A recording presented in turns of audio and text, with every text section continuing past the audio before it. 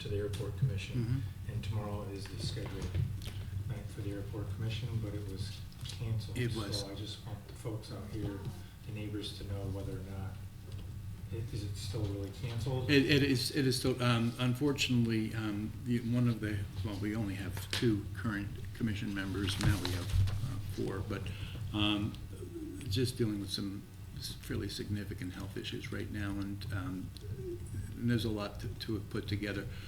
To answer one of the questions that was posed by members of the gallery, I've asked that the meetings, at least for the short term, are moved to City Hall to give more people more access. And also, once we do get our systems operational and we are able to have not just committee meetings, but also boards and commission meetings moved to our viewing, digital viewing, whether it's live or just recorded. That will also provide people with a little bit more information about what takes place at the meeting. So I'm not certain about the time, and a lot of that has to do with the commission and Kerry, who kind of schedules everything. But anyway, that was the ask, and as far as I haven't heard any reason that we shouldn't expect that they would meet, in council chambers. But I do not believe that they will be meeting tomorrow, unfortunately. All right. There is also just one more thing from me. Because of the modification to the requirements around membership of on the airport commission, I actually find that I have much more flexibility in being able to find a 5th member now, which is great. So hopefully we can get that fully a full boat. Okay, and what we'll try to do through interviews is make sure that we bringing on somebody that isn't just singing off the same sheet music, but is open-minded to all sides, and I think that's what everybody wants. This one, yes, go ahead. I got a question for you, but sure. I don't know. Did you do your remarks or? That was it. Okay. Just at some point, can we get Dave Holtailing to tell us how the All-Star Village bus went for the first time, and what he saw, what problems he saw? Yeah, we certainly can. And I'll tell you, I had a lunch with Dan Hooper from the All-Star Village. And they got a late start on their end, and he'd be the first one to say, we could have done more, we will do more next year, but they are really committed to pursuing this Cooperstown All-Star Village only on a public transit option moving forward.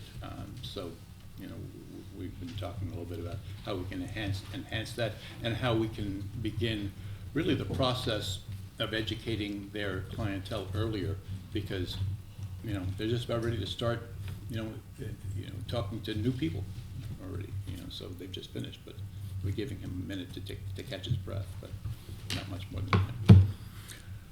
If there's nothing else, then we'll move on to the discussion agenda with motion number 14.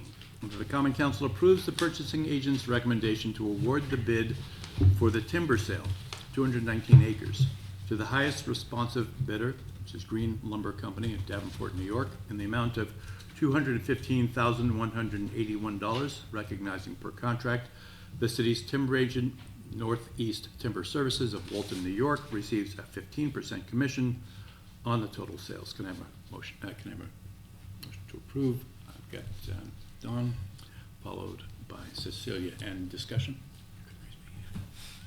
Discussion? Yes. Yes, Lynn. So I've been trying to, is there a map, going through the 96 pages, to show us where the 219 acres are?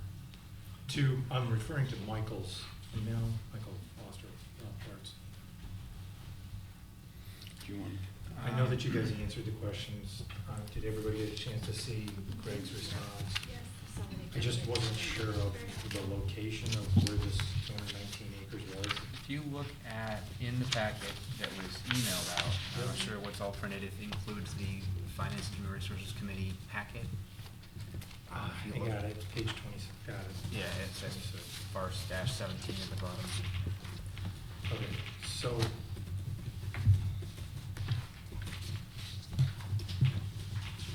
So publicly, can you just walk us through, you or Chris, what type of preservation and precautions will they put into place to make sure that no sediment moves towards our water source? You wanna start, Chris, you want me? Doesn't matter. The contract requires that they use best management practices for logging. The best management practices outlined by the DEC that they are required to follow as part of the contract. If there are any permits that are needed, they're required to file the permits themselves. That is also part of their contract. And our timber agent, Rod Jones, is our liaison. He's on site overseeing the timber harvest, and he's our eyes and ears out there. So any issues that he identifies, bring it to our attention, and we coordinate with the contractor, logger accordingly. And so, Chris, is this where they're taking the stumps down, or are they just leaving the stumps in the brush? The stumps stay in the ground. And they take the brush? No, the treetops stay. This is a select cut. So the Rod Jones went through and he identified specific trees in the watershed, what trees to be harvested. If you look on the map, there are designations of RO for red oak, WO for white oak, AS for ash, etc. They identify the main tree species that they're looking to harvest. They're not taking all of them, they're only taking select trees, select species, select sizes that they feel are have value.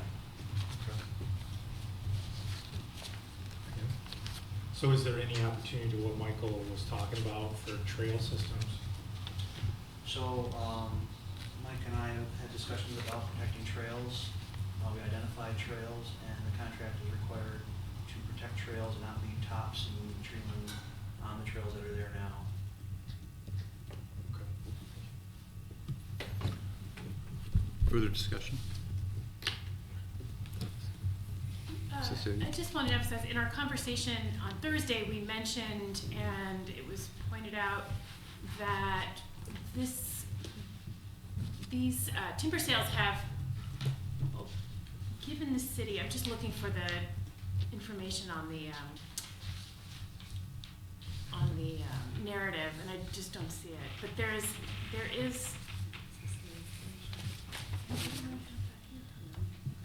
Are you looking This for the revenue number? will be a little over $1 million.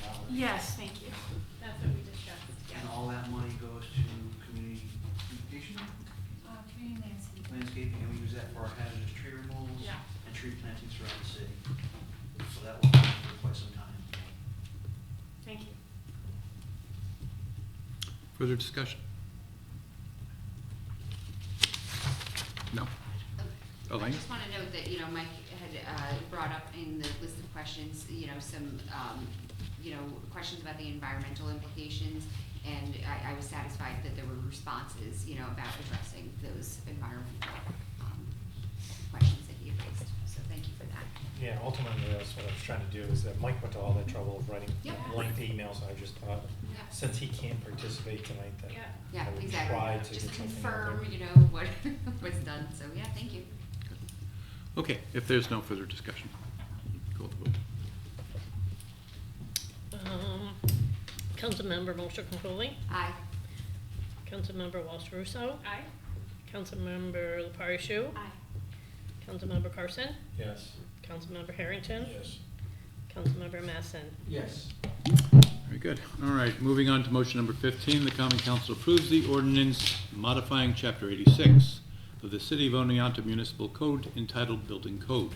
This ordinance was laid electronically on September 9, 2025. Motion to approve. I've got Lynn, followed by Don. Discussion? Have we? Take a vote. Okay. Councilmember Mosher Conkoli, Aye. Councilmember Walsh Russo, Aye. Councilmember Lepari Shu, Aye. Councilmember Carson, Yes. Councilmember Harrington, Yes. Councilmember Masson. Yes. All right, moving on to motion number 16, that the Common Council approves an ordinance modifying Chapter 91 of the City of Oneonta Municipal Code entitled Exterior Code. This ordinance was laid electronically on September 9, 2025. And motion to approve is Len, followed by Elaine. And have we discussion on this? Okay, again, we'll call the vote.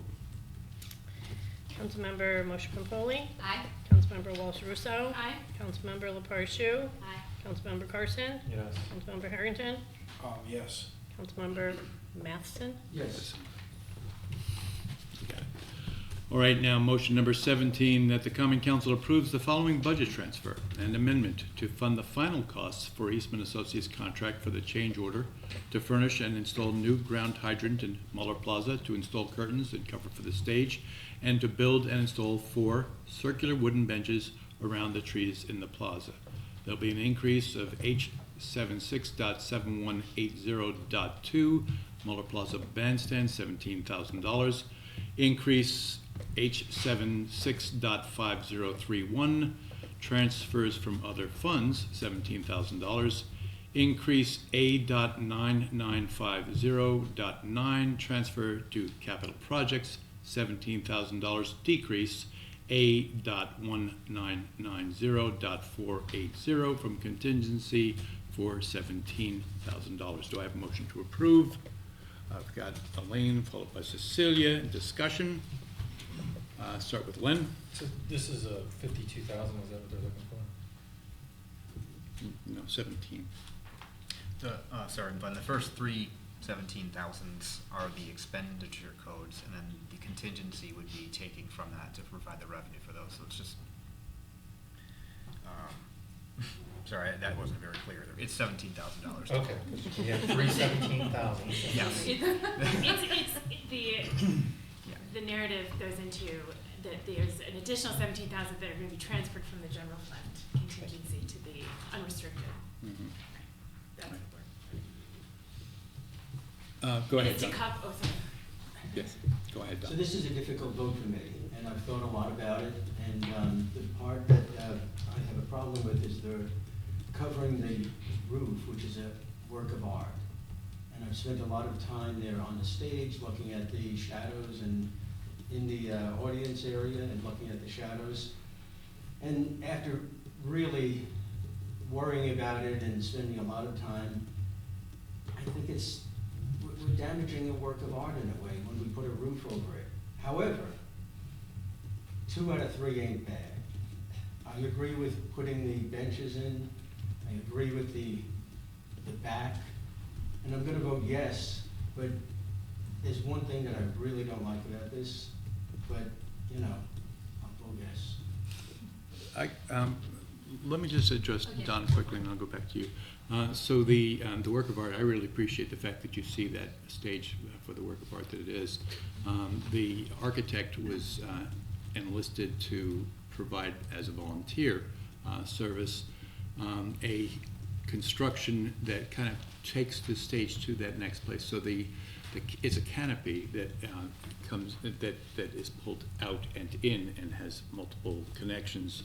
So it looks very attractive, but it's also translucent. So the interplay of the shadows we expect will not only not be affected, it's likely to provide yet one more dimension. So the artist himself, rather than having just a tarp thrown on or whatever it might be, which is important obviously from the perspective of a musician who's put his equipment there, that even if that performance is not going to be canceled due to rain, there may be rain in the forecast ahead of time, and thousands of dollars worth of equipment. Sometimes it's not something that people are comfortable putting at risk, obviously. But the translucent nature of the fabric will, I think, be an enhancement, and it's designed by the artist as kind of an extension of that project to its kind of next logical step. So, Elaine? Yeah, that was really what I was actually gonna point out, was how the canopy design works with the current artistry, because it really is a beautiful piece that we have in downtown. And also just the reminder about the the health and safety point that was made by Jeff Doyle, who's been organizing the concerts, pointed out that on really hot days, the artist just needs some relief from the heat. He said somebody had been close to heat stroke one time, so I think we have a duty to, you know, protect them while they're performing there too. So. Scott? So I was on the fence there, and I'm still on the fence now. When we did this project, we knew that we were gonna put extra money into it at the get-go to get it going, to help fund it, because we only had so much in ARPA funds, and then we put some money towards it to get it to where we're at. Greg did tactfully remind me, he leaned over and said, we haven't gone over budget. You know, we stayed within it, which I appreciate. But then you go into, where do we stop? Like every project, where do you start to stop it? Where do you start to go and say enough, you know, we can't, you know, keep doing this. And I understand all the ins and outs. It's an outdoor venue. I can't tell you how many times I got soaking wet when I was in band, when it started to rain. I also remember marching the Memorial Day parade with polyester suits and dressed with a big yellow jacket on my back, marching up the whole length of Main Street when it was hot. So, and I understand all that, but I'm also sitting there going, I don't really know how much more should we spend. So, there might be a hesitation pause, because I really don't know how I'm voting on this one. I just gotta want that out there. Katie? I'm actually, I read through all the minutes and everything, and I kind of agree with Scott. I'm actually surprised to see all of these things sort of put together in one thing, in one motion, because I think that there are things that sort of naturally rise to the top for me as far as priorities. So I don't know if it's possible for us to split these, or if we're gonna vote on it as a whole. I'm just also not sure if, you know, if it was significantly more expensive in the first place than we had anticipated, and I mean, I think like the backing on it is necessary, but then it's also like that's sort of, I don't know, I'm kind of bummed that like we spent so much on it and these things weren't that, and like the canopy weren't addressed in the initial design. And so I don't know, maybe we do just treat it like an outdoor, you know, pavilion, which is really what it is. And it does limit the use for sure, but I think we've spent so much on it already, so I would be in favor of like splitting these up and voting on the proposals individually. But as a whole, I'm also on the fence about it. Len? Does not putting the roof have an adverse effect to the building materials that we use? No, it's designed without the roof. It would be fine without it. It's a retractable, it's kind of a fabric type of material. So it's going to keep light rain off the performers and off their equipment, and it will be pulled out as needed when that is necessary, but otherwise it would be stowed away. And so if it wasn't there, it doesn't adversely impact the structure that exists. Sorry, I'm maybe down page 60, the 96 pages, but I just don't want to find. What is the cost of the roof curtain? $8,000. $8,000. Cecilia? I'll just reiterate what I stated in our discussion on Thursday, which was that to me, when Jeff Doyle described the threat that heat can provide to musicians, and that this cover would help mitigate some of that threat and those heat conditions, that's really what sold me on it. I don't want people passing out. We've actually had people Right. who And had to leave the would be stage culpable. That because of the doesn't heat. sit well with me. So that's why I thought that the additional funds, while on one level I guess regrettable, seems vital. It was that, I agree that was something that was not anticipated, but now that we are aware of it, I do feel that we have a responsibility to mitigate that.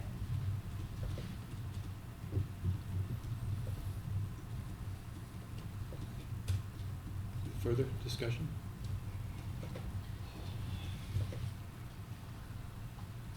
Okay, then we'll take the vote.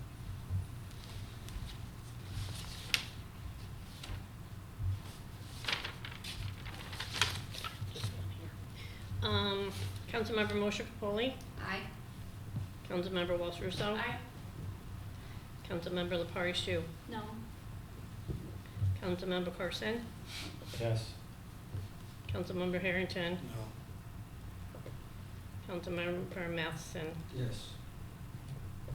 That does not pass. I have 4 yeses and 2 noes. Okay.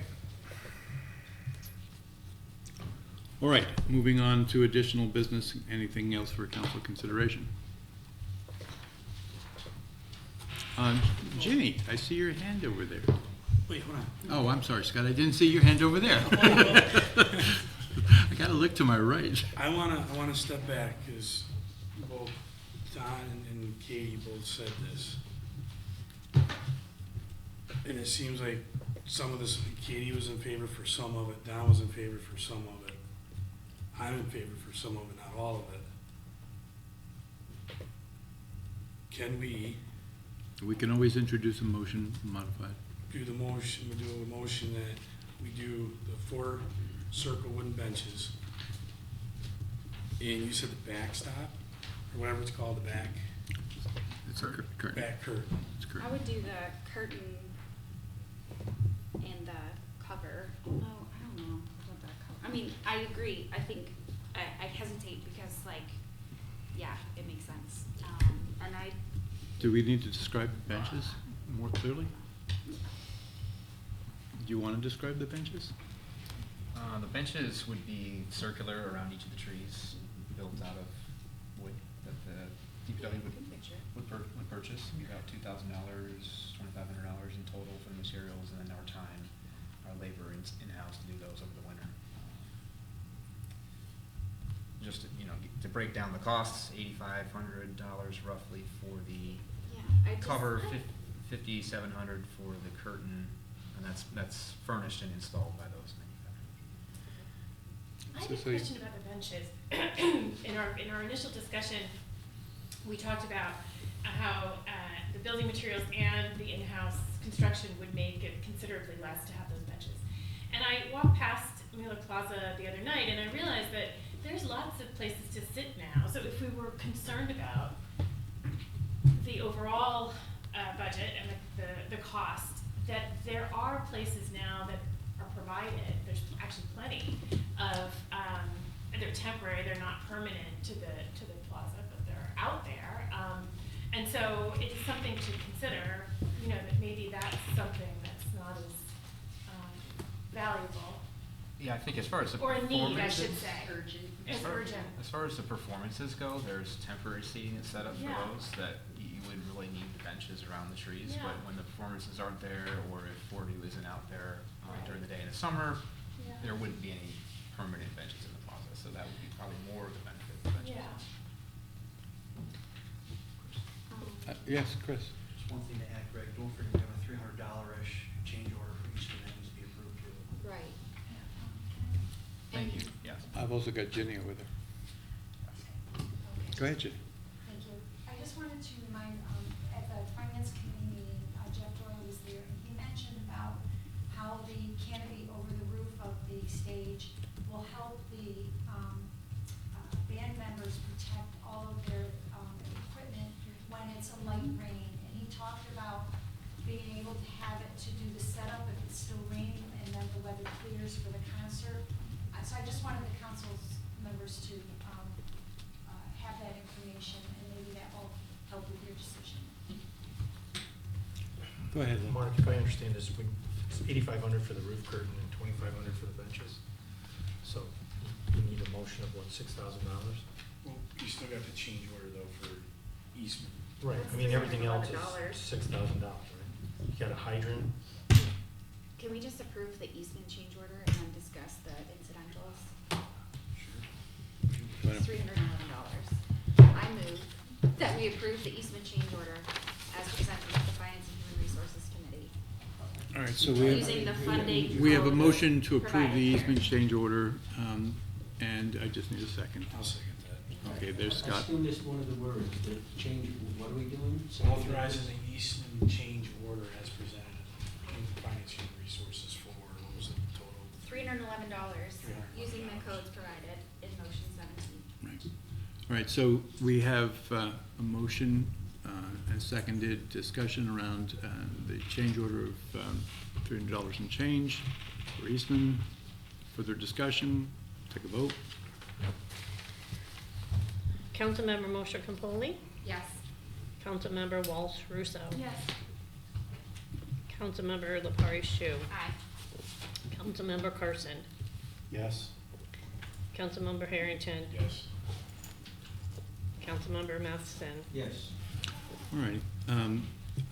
Do we want to do anything else with this motion, or are we done with it?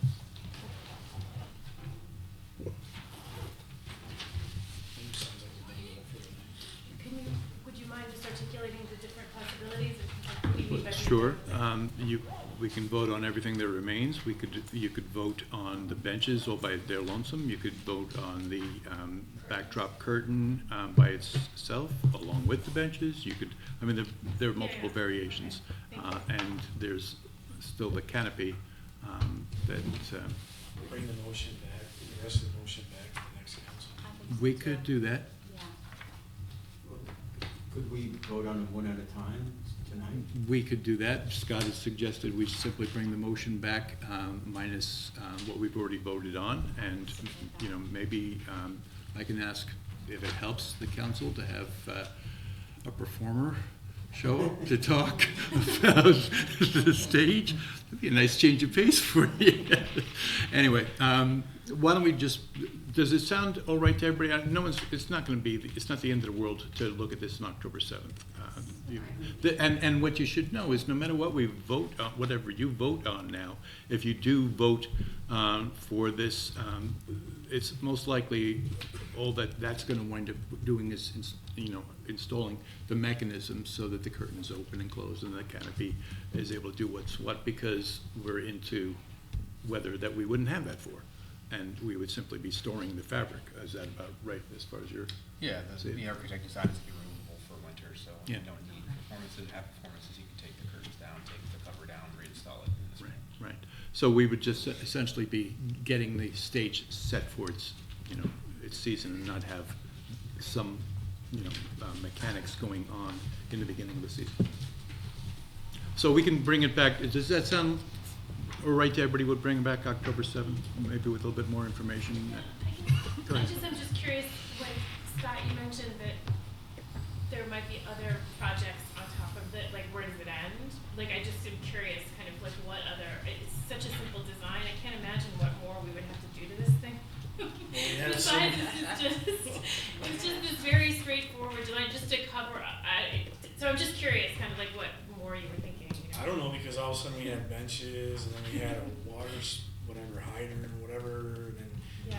cover that, when we designed the thing, and all of a sudden we get this cover, we get, who knows? I mean, like, we could come back and say, well, now we want a whole new patio in front to sit in, or, Ooh.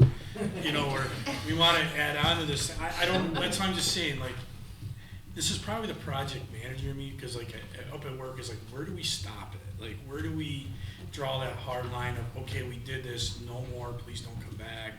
We have to move on because there's, other things. That's just where I'm at. I just don't know how to get past that tonight. That's just tonight. Don wanted to talk Well, to the other things that would be possible, a sound system that's a permanent thing, and lighting, and there's all kinds of Oh, I'm things sorry, what was it? that are involved in stagecraft that could come before us eventually. Yeah. And so, to Scott's question, where does it stop? Who knows? There could be, there could be $5,000 worth of stuff, or hundreds of thousands of dollars worth of stuff. You never know. All right, so we'll bring, go ahead. Yeah, I was just, piggybacking on that idea, that it's an investment, it's something that we have, and, this might be the first edition, that we, well, not the first, but one of the editions that we do. But going forward, we don't know where, this might develop, you know, in the next several years. And like Don said, there are other possibilities for And my other the thing is, future of it, you know, and how it serves the city. my other thing is we haven't really set any money aside on how we're gonna take care of this thing long term. Like how we're, you know, you know what I'm saying? I mean, that's another consideration too, is upkeep and, you know, cause we're great at like, hey, let's do this, and then we're not so great of, well, let's put some money aside, cause we know we're gonna have to maintain this further on down the road, you know? Yeah, and to that point, a curtain to protect it may actually be a form of maintenance from them. But what I remember from that curtain was it's still not a complete, Yeah. forgot, The like, canopy you're talking about? yeah, it's not complete, it's like, some water will still come through. Yes. It's, Yeah, Yeah. it's So- water resistant, not water repellent. Right, It's not water repellent. thank God somebody up here can read my mind. But again, that one, to Don's concern, you know, it's translucent, so, you know, you give a little to get a little. But we'll bring it back October 7th. We'll see if you guys have additional questions about it that we might be able to, you know, flush out for you. Be happy to do I that. think we just gave a couple of good ones, like, Yeah, you know, yeah. cause like if we're gonna do it too, I think like if we're gonna say, hey, maybe we wanna potentially do like a sound or something like that, I'd rather have that up front, you know? Yeah. Cause maybe that's something to say, hey, let's put this in the budget, we know we wanna do this, let's get this work, cause we're in the budget process now, and then. Yeah, I would say just on that subject, and then we'll let it go, I think, one of the things that we've seen is that the artists have had zero problem bringing their equipment, they expect to bring their equipment, so you know, the sound is probably not, you know, a priority. I guess, you know, just the health and of the performers, you know, in terms of heat stroke, and also the potential of damage being a concern to their equipment, which means that they wind up canceling, and then it's sunny, you know, because they don't want to take that risk. But we'll talk about it on October 7th. We'll just bring back, you know, what's left of that motion, and that'll be that. Any additional business or anything for? Yes, Ginny. Thank you, Mayor. I just wanted to chat about the graphs that I left in our. Oh, okay. Yes, thank you. This is really an update from our discussion on the 9th, and what we did is we provided the municipalities that report their water and sewer funds as enterprise funds instead of operating funds. So, Glenn, that was why the Kingston did not show up, because they treat it as an enterprise fund instead of an operating fund. Okay.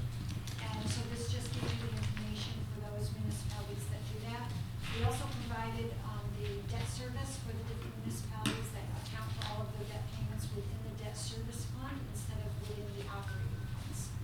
And then the last thing is, we provided the 2020 census data for all of the cities. Right, that's And you helpful. just add that right to your 2022 graphs in your binder. Well, I appreciate that, Ginny, very much. Don?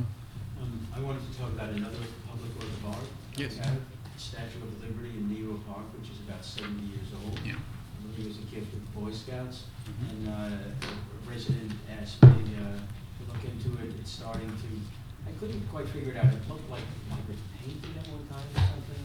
Mhm. I do know that the original New York Harbor is copper and has a patina, you know, turns green. Originally it was the color of copper. So I don't know, but I had asked Chris to look at, you know, someone asked me about it, I asked Chris about it. So, you know, we do have public works of art that we want to preserve and keep as long as possible. So anyway, you know, I don't know what the appropriate thing, if anything, is to do about the statue, but it would be nice if we could keep it, and I think Chris? So I've discussed it with our facility maintenance crew supervisor, and he does plan on addressing that statue. There has been damage to it on the crown, the blackbutter, yeah, the spikes are bent over, Mhm. and we're going to fix those, and then we are going to do some refurbishing on the exterior of the statue itself. Very good, thank you. Great to hear. All right, if there's nothing else for council consideration, there? All right, if not, then, and we have no call for an executive session, we're gonna call this adjourned. Thank you. Scott, what time is the quick meet on Monday? We meet on Monday?